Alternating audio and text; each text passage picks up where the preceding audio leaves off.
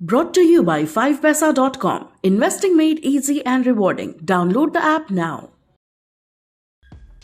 RBI के repo rate बढ़ाने के 24 घंटे के भीतर ही बैंकों ने भी अपने रेट बढ़ाने का सिलसिला शुरू कर दिया है। कई बड़े बैंकों ने अपनी दरों में इजाफा कर दिया है। आईसीआईसीआई बैंक ने एक्सटर्नल बेंचमार्क लेंडिंग रेट में 40 बेसिस पॉइंट्स की बढ़ोतरी की है। अब आईसीआईसीआई बैंक का एक्सटर्नल बेंचमार्क लेंडिंग रेट 8.1% हो गया है। ऐसे ही बैंक ऑफ बड़ौदा ने रेपो लिंक्ड लेंडिंग रेट में 40 बेसिस पॉइंट्स का इजाफा किया है। बैंक ऑफ बड़ौदा का रेपो लिंक्ड लेंडिंग रेट अब 6.9% हो गया है। एचडीएफसी ने भी रिटेल प्राइम लेंडिंग रेट यानी आरपीएलआर में 50 बेसिस पॉइंट्स का इजाफा किया है। एचडीएफसी का आरपीएलआर अब 6.75% हो गया है।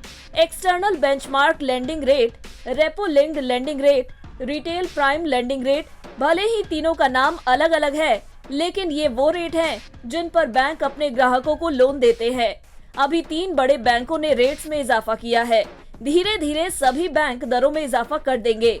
अब से car loan, home loan, personal loan, business loan महंगा हो जाएगा और आगे भी बैंक दरों में और इजाफा कर सकते हैं, क्योंकि बैंकिंग एक्सपर्ट्स की माने तो रेपो रेट में 40 बेसिस अंकों की बढ़ोतरी का मतलब है कि बैंक अपनी दरों में 60 से 70 बेसिस अंकों का इजाफा कर सकते हैं। इसकी वजह यह है कि आरबीआई ने सीआरआर भी आधा फीसदी बढ़ाकर 4.5% कर दिया है।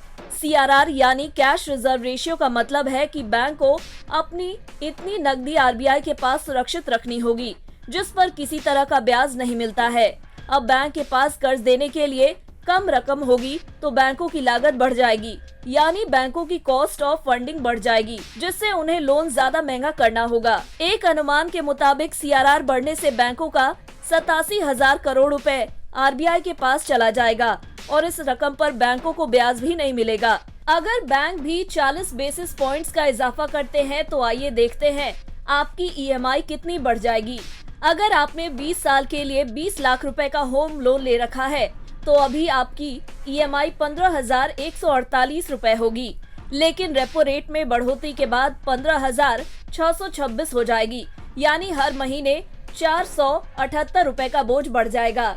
अगर आपने 20 साल के लिए 30 लाख रुपए का होम लोन ले रखा है और अभी 22,722 रुपए ईएमआई चुकाते हैं तो बढ़ोतरी के बाद 23,449 रुपए चुकाने होंगे, यानी हर महीने 770 रुपए का बोझ।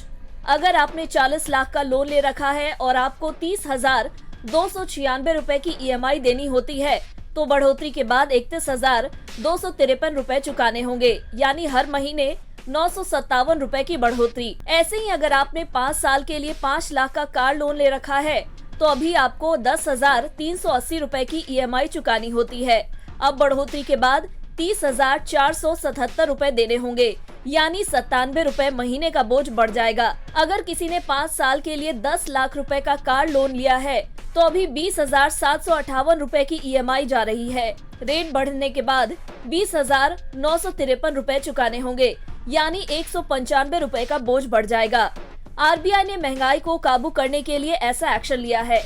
इससे आम आदमी पर महंगे कर्ज का बोझ बढ़ जाएगा। खास बात है कि जिस महंगाई को थामने के लिए ये कदम उठाए जा रहे हैं उसके बावजूद महंगाई कम होने के आसार नहीं है। इससे केवल महंगाई बढ़ने की रफ्तार धीमी होगी, यानी लोगों को महंगाई से जल्द राहत मिलने की उम्मीद नहीं है।